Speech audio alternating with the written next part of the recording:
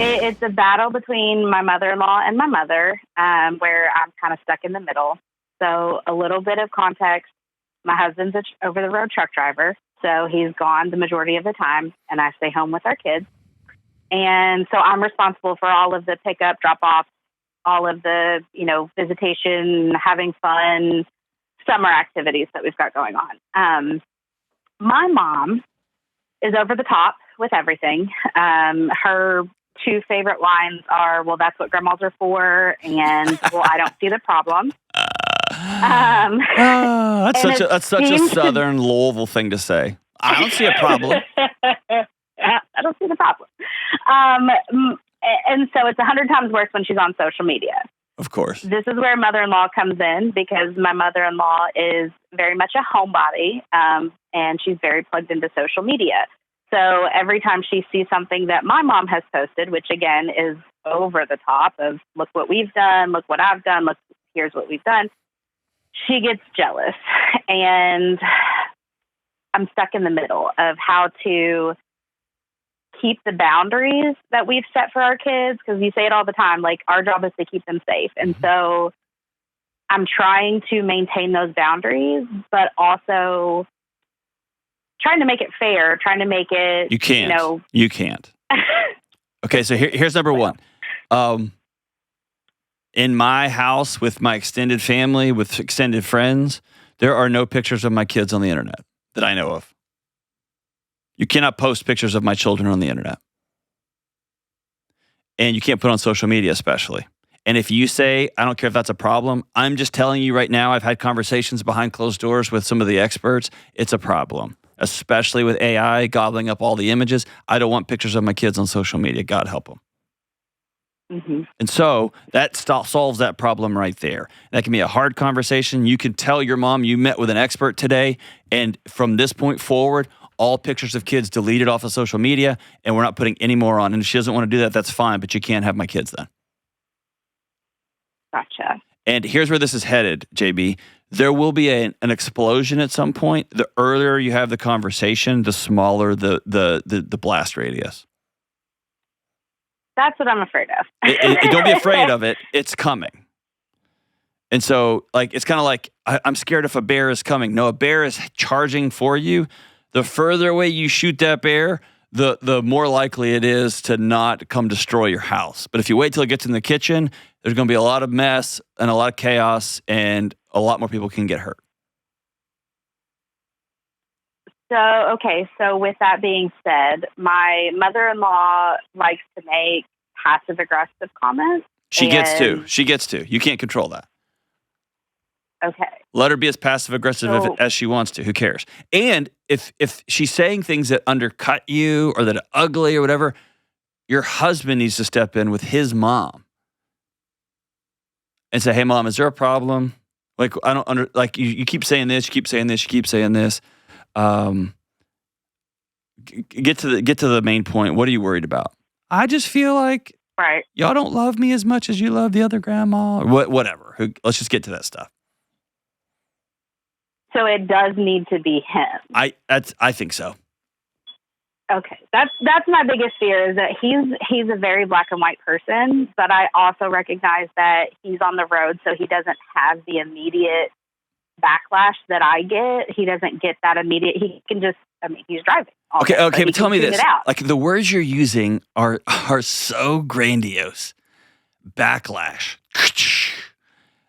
What's the backlash? Give me an example of something passive-aggressive that your mother-in-law says. It feels like backlash. The most recent, we had a quick change of plans. It was completely out of our control. The boys were supposed to visit with her at a mutual cousin's birthday party. And my husband stopped by to drop off the gift. And her statement was, oh, well, are they going to your mother-in-law's? Because, of course, they would be going somewhere else if they're not going to be coming to visit me. Okay, pause right there. It was immediately. Hold on, pause right there. Okay. She gets to say that. You get to decide whether you let that statement wormhole its way into your heart and mind and spirit and challenge your parenting and challenge your plan making and challenge what's going to be best for your family. But trying to get her to not make those statements, or let's be honest, trying to get her to not feel less than her other grandmother, like her other in-law, you can't, I mean, that's a fool's errand. You can't do anything about that. Let her say those things. And then your husband could say, yeah, we had a whole change of plans. It's a whole thing. But yeah, she's with my mother-in-law right now. We can't wait till y'all get to see him again. Well, I'm just disappointed. I know.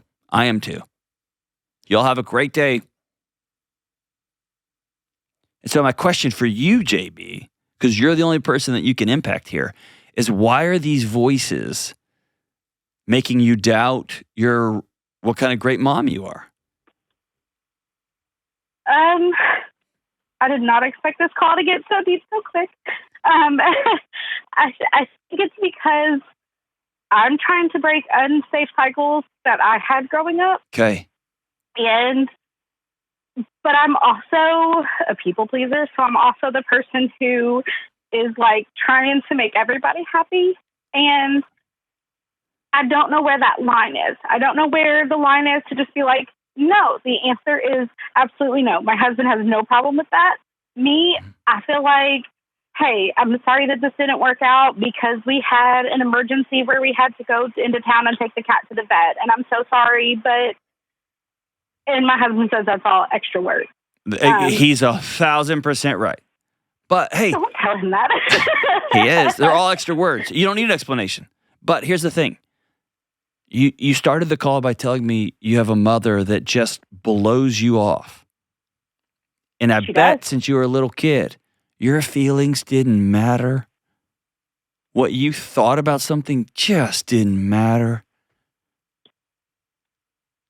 And you spent your life making sure mom didn't get mad. Or mom didn't get crazy, or mom didn't embarrass everybody. Mom didn't throw a fit in a restaurant because there was mayonnaise on something that she said there's no mayonnaise on. Right? Right. So you're just doing what you know to keep you safe. Don't beat yourself up over it. It's not a matter of character. It's not a matter of morality. It's just a skill set. And you just need to learn a new skill set. And by the way, breaking a cycle, just listen to that language. Breaking a cycle, when something gets broken, usually something hurts. There's no way to break a cycle without getting some sort of bruises and scars on yourself. And it's going to be the grandkids or the great-grandkids you may never get to meet that will have more peaceful lives because at one point you stood and turned and faced it down. And that's one of my biggest fears, that she's going to do the same thing to the boys. At least my mother-in-law, it's blamed at me, which again, I can handle. I'm the adult, so I can talk to my husband about it. We can have that conversation, but I don't want those grudges to be turned to the boys. I don't want those that's anxiety. That's you projecting a scenario into the future and worrying about it in the present. Don't do that. That's a way to avoid feeling what you feel right now, which is annoyed because it's not supposed to be like this. Mother-in-laws and grandparents are supposed to be just amazing. And they're supposed to be a comforting, and they can be frustrating sometimes. And they are people and they have feelings too. And it's not supposed to be like this, but it is. And so when it gets to the future and you find out one of either your mother or dad or your in-laws are saying stuff to your boys that you don't appreciate or you don't care for, let's deal with that then. Let's don't go there now. Okay. Let's stay in the now.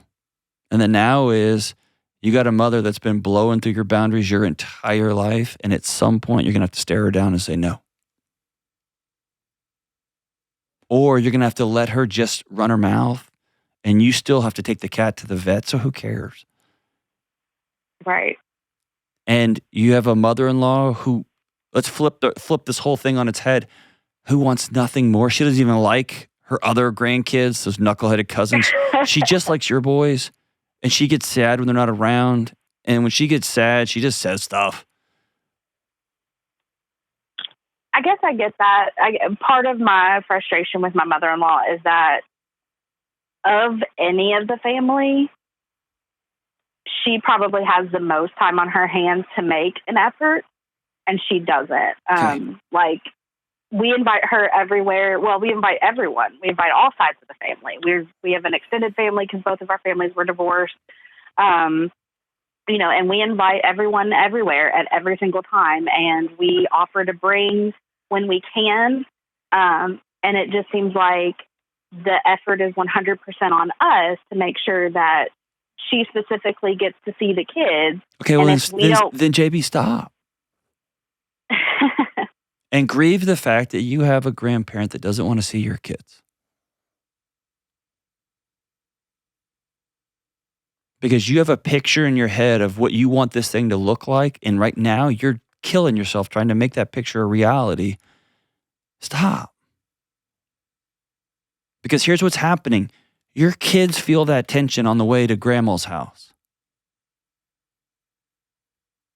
And they feel the angst every time. And so this thing you're trying to force into the universe is not helping your kids, and it's not helping your mother-in-law, and it's certainly not helping you or your marriage. Stop and grieve that picture.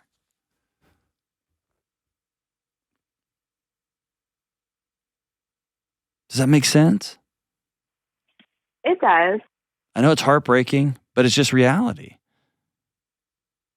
And if she wants to be involved, then she can be involved. Or you can send one message or one text, and if she doesn't respond or doesn't show up, great. We can tell our kids, Grandma didn't make it this time. Look how much fun we're going to have. And as they get older and they begin to ask, why doesn't Grandma ever want to come? Why doesn't she show up? You can say, she's missing out. We don't ever know what other people are thinking or believing, but she's missing out.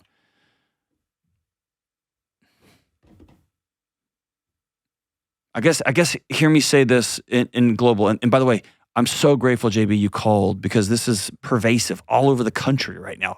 Millions of people are going through this exact thing right now. It's one of the most common questions I get on the show. And here's what you get to decide. You get to decide whether passive-aggressive comments are gonna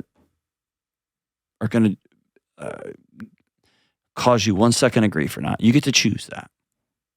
Are they annoying? Yes. Are they unnecessary? God, yes. Are they frustrating? Of course. You get to decide whether you think you're a bad mom because somebody else popped off at the mouth.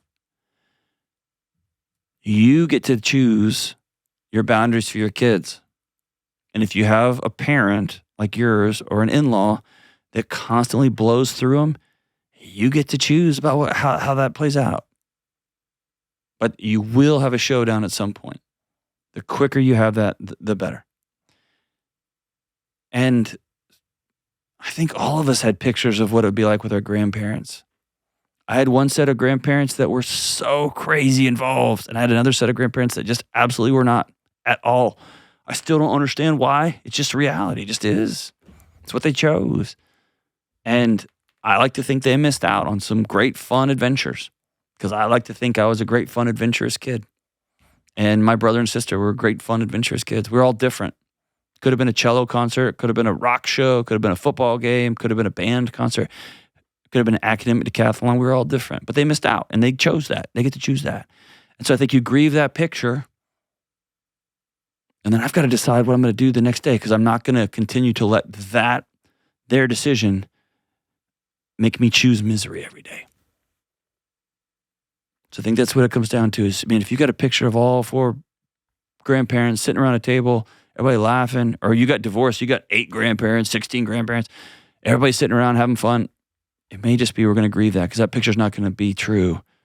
And then I'm going to go about dealing in reality, and the people that want to be there, we're going to have a great time. Is that heartbreaking? Yes. Is that reality? Yeah, it is.